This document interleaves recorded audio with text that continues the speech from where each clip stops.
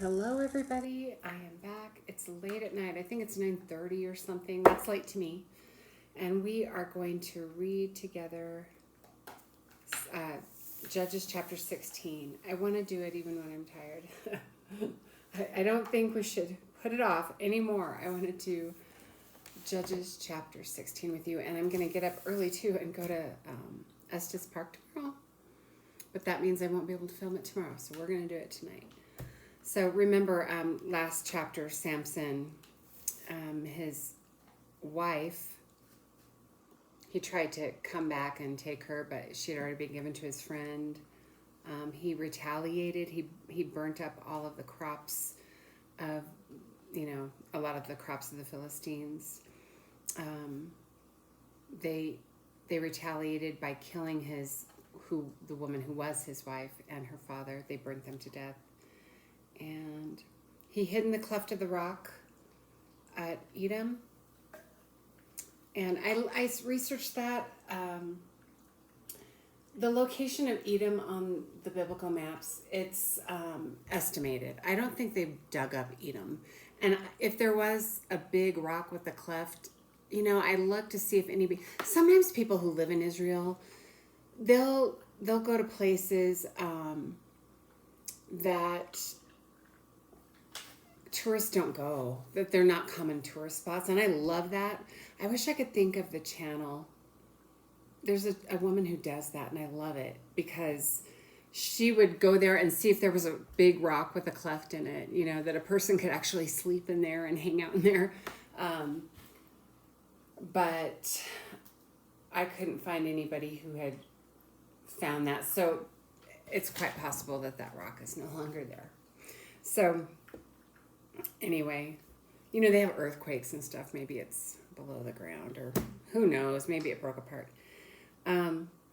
So I couldn't find it. Now, I would love to go and see if I can find the location of Elam, but like I said, on the biblical maps, it's estimated that it's right below Bethlehem, Now, I forgot what tribe Samson had come from, and I told you I'd look into it. He was from the tribe of Dan.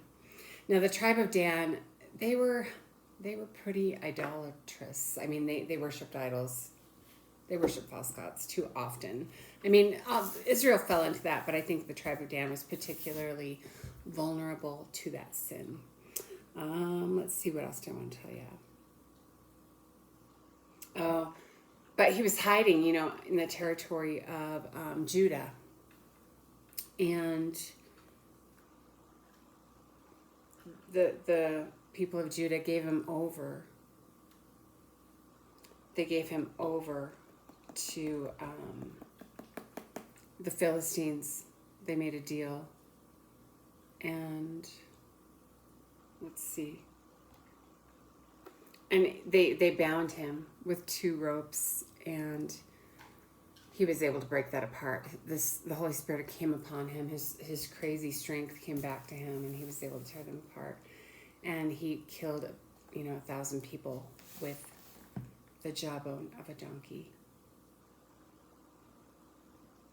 Okay. All right, so now we're going to read the rest of the story of Samson. Like I said, Samson is the most famous of the judges. I mean, there's plays about him, TV shows about him. Always compare those things to the Word of God, though, so that you're getting your facts right. I still like to watch them, even if they're off a bit, but I like to compare. So this is a long chapter, but I decided we're going to do the whole thing because it just needs to go together. So we'll read through the whole thing and talk about it. And it's pretty self-explanatory. So there's not a lot I could add to it. Are you all right, kitty? Kitty, what's the matter? Come here. Come see me. Kitty's crying. Okay. Samson, like I said, his weakness is women. He's broke his Nazirite vow several times, and he's promiscuous, and he hooks up with these Palestinian women. The woman he married was not good. I mean, she sold him out. That's why he got mad and left before consummating the marriage. I mean, It's so bad, but let me just keep reading. Let me read. Okay, verse 16. Or chapter 16, verse 1. Now Samson went to Gaza and saw a harlot there and went into her, a prostitute. Again, his weakness is these Palestinian women. And Gaza's where Gaza is today. So I'm sure you've heard about all that's going on there in the news, but you may not have an accurate view of it. I suggest you watch people like the Israel guys and what's the other YouTube channel? TBN Israel is a good one if you want true, accurate depictions of what's going on. But let me keep going.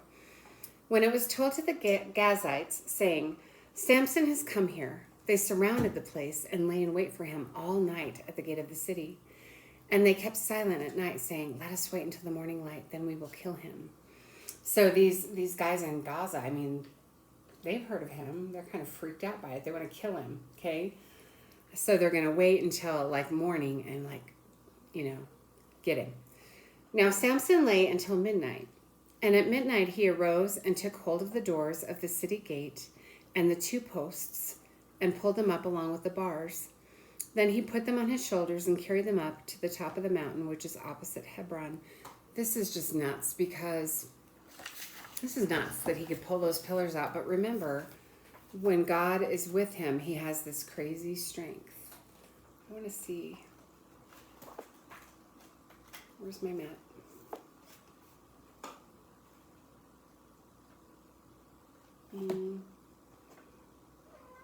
It's okay, kitty. I want to point these out, but are you all right, Maui? It's okay. Hi. I'm not going to show you the map right now. Let's just keep going. So he's able to pull up these posts and the bars that make up the city gate. That's just nuts. After this, it came about that he loved a woman in the valley of Sorek, whose name was Delilah. Remember, he's very shallow. He's attracted to these Palestinian women. I don't know how much true love would have to do with it. Hold on, my dog wants out. Okay, it's okay.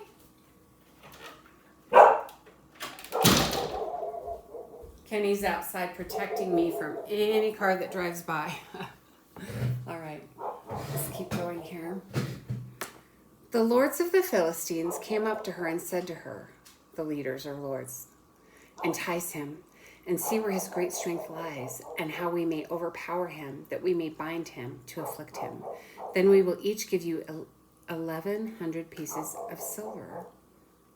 I don't know how many lords there were, but they're each going to give her 1,100 pieces of silver if she will find out why he's strong and help them to overcome Samson's strength. So Delilah said to Samson, please tell me where your great strength is and how you may be bound to afflict you. Remember, anytime they bind them, he's able to overcome it. So, yeah.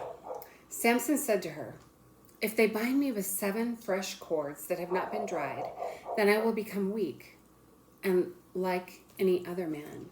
Samson is not like any other man. He's set apart. He's a Nazarite, and he has this incredible strength. Remember why he was conceived, why God conceived him in the womb of his mother.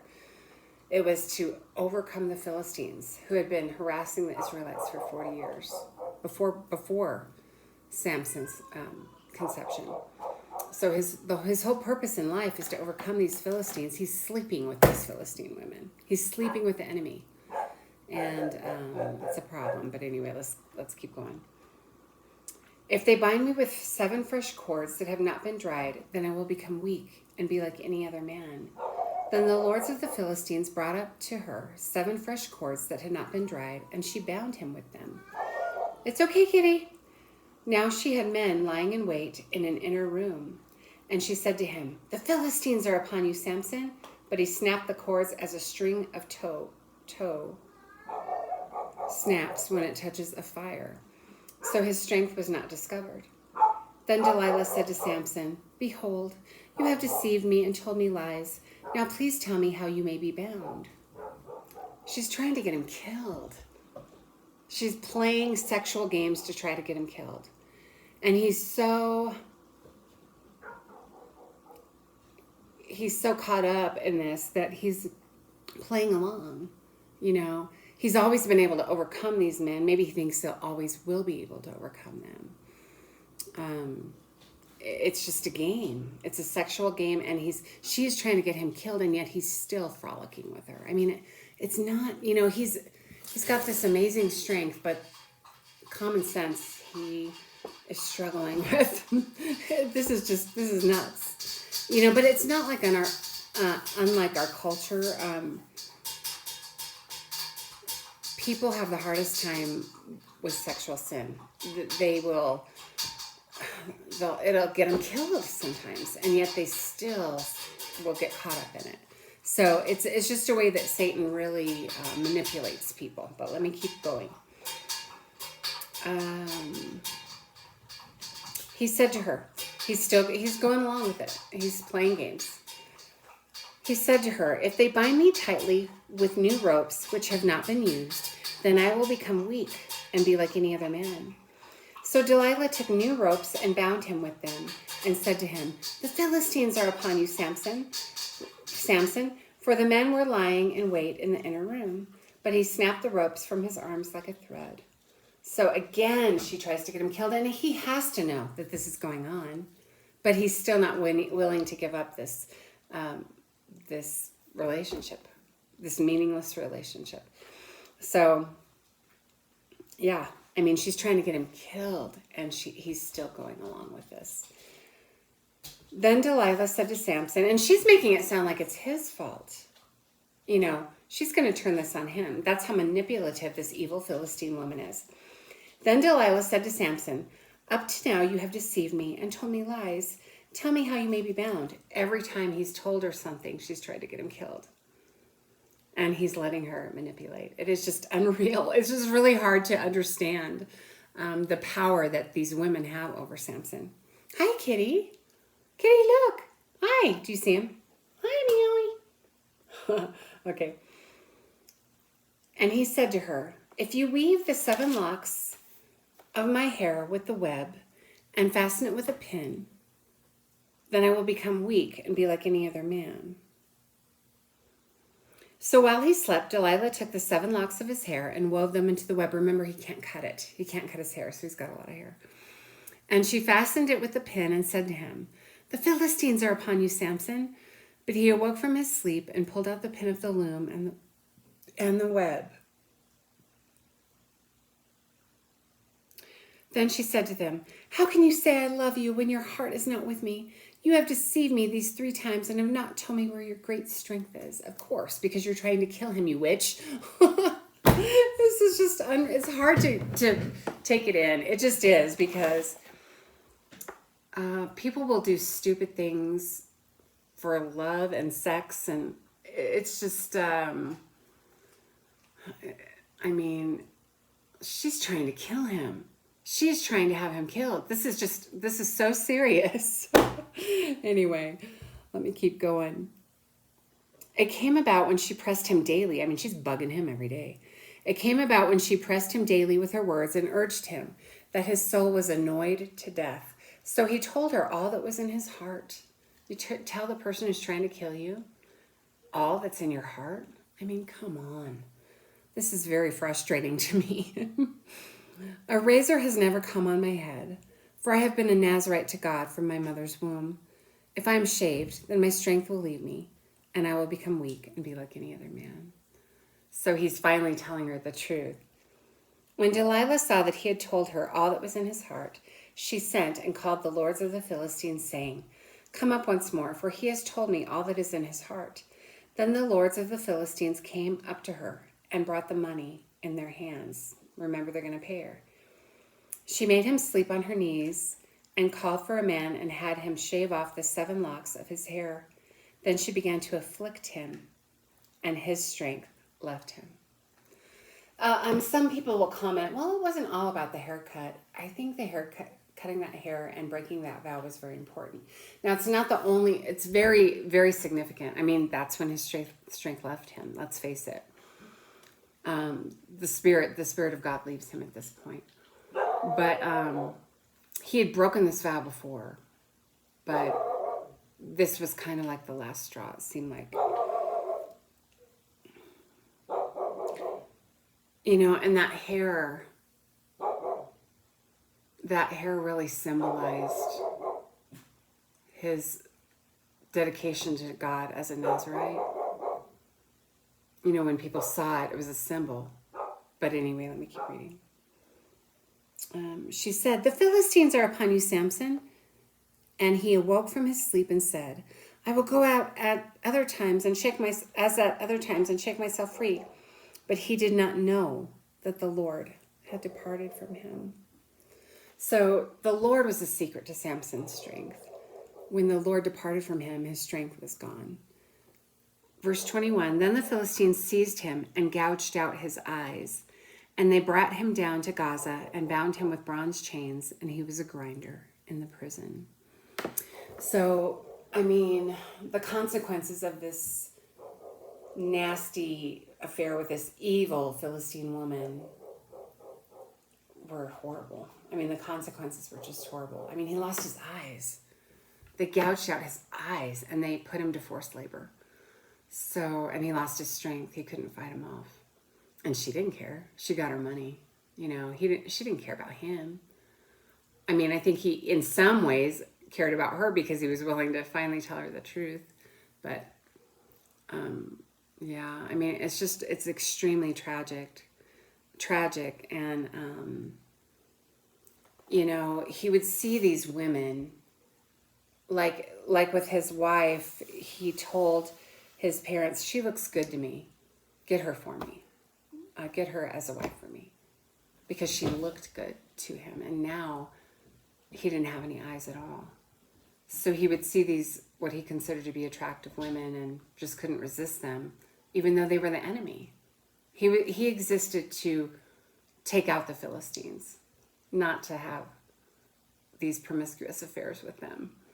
But now, at this point in his life, when his eyes were gouged out, he can't see these women anymore. And it's really tragic, but let's keep going. You know, even though he fell into these sinful relationships and stuff, God is still going to use him. And when a person turns to God, God will use even what they did wrong, even their sins, to work things out the way that he intended. And remember God's whole purpose in creating Samson from the time he was conceived is that Samson would defeat the Philistines and deliver the Israelite people from the Philistines. And that is still going to happen. So let's keep reading and find out how God brings this all together. However, the hair of his head began to grow again after it was shaved off. I suspect being in prison, Samson had deep regret, you know, and was probably repentant and probably turned to God. Let's keep going. "Now the lords of the Philistines assembled to offer a great sacrifice to Dagon, their god, and to rejoice, for they said, Our God has given Samson the enemy into our hands. When the people saw him, they praised their God, for they said, Our God has given our enemy into our hands, even the destroyer of our country, who has slain many of us." Remember, Samson had killed many of them, and his purpose in life was to defeat them. So he had fulfilled part of that purpose. He'd taken a lot of them out. Now, their key god, the Philistines' key god, was Dagon. And so at this point, they gathered together to worship Dagon, like in a temple, the temple of Dagon.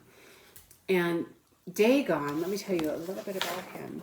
Now, you know, we've talked a lot about Baal because the people, the Canaanites in general, they all worship Baal.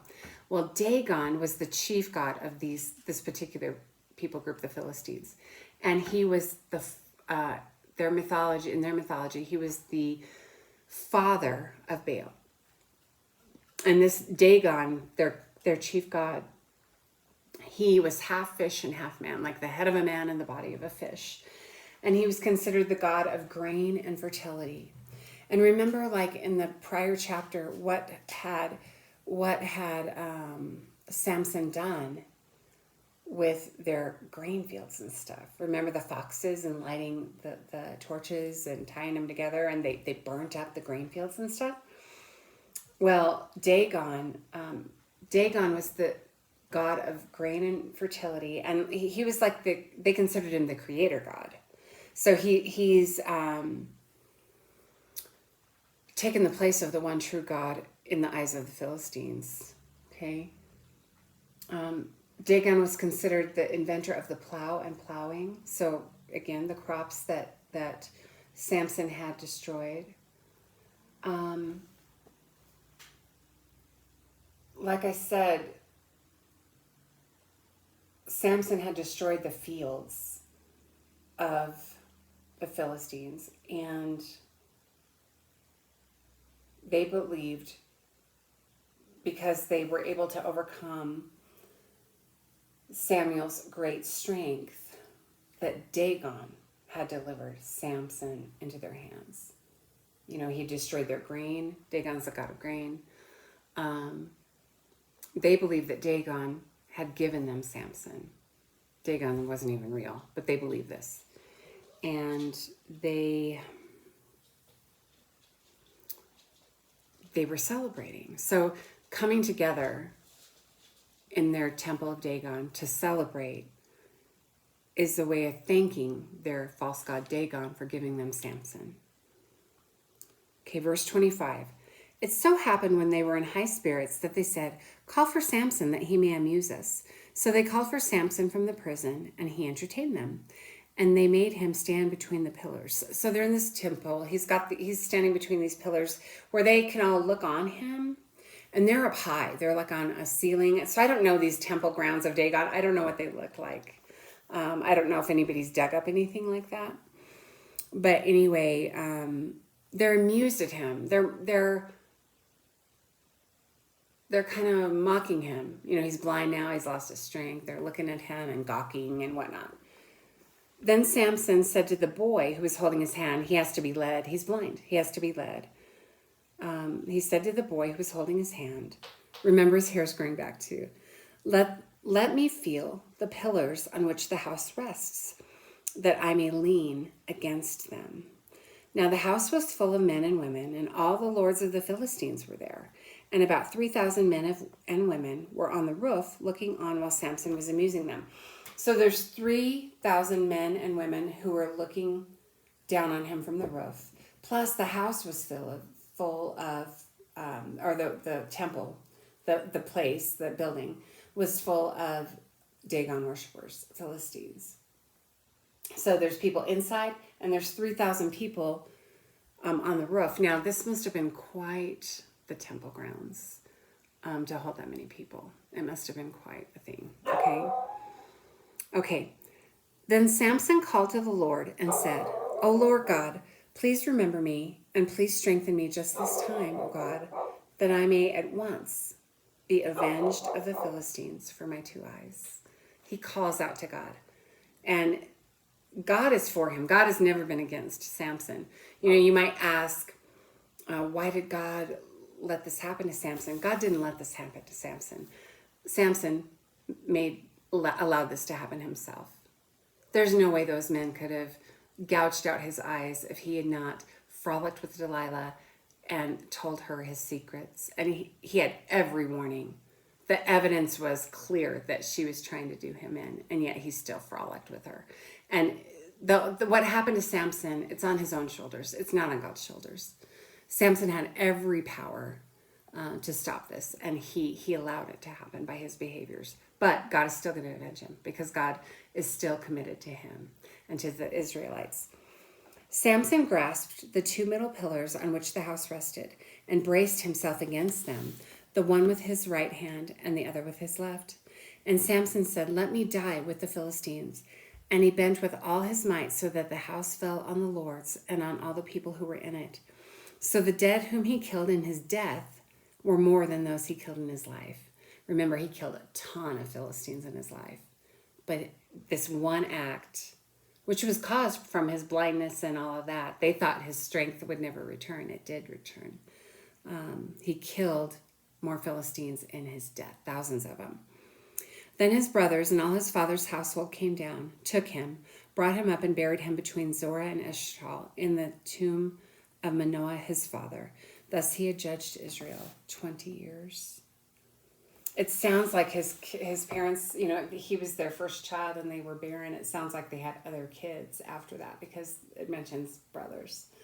But anyway, in this one act, Samson had the victory over the Philistines. The Philistines do not exist today. They died out. And thanks much to Samson, I'm sure. So, let's see. Here's the tomb. Here's a map. Remember, this is the Dead Sea. So this is Lower Israel. And the two cities where he was buried in between, Zorah and Eshtaol. It was somewhere in there where he was buried. In the tomb of his father.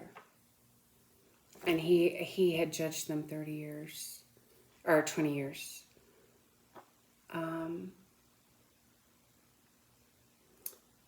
Mission accomplished. It wasn't pretty because of the things Samson did, but God honored him, and he did have the victory over the Philistines at the end, and they died out. And yeah, it's pretty amazing. So anyway, what else did I want to tell you? Oh, Samson is mentioned in Hebrews 11, which is, discusses the heroes of the faith. So despite his many weaknesses, Samson is a hero of the faith. He defeated the Philistines to deliver God's people, and that was his mission in life, and he did that. And God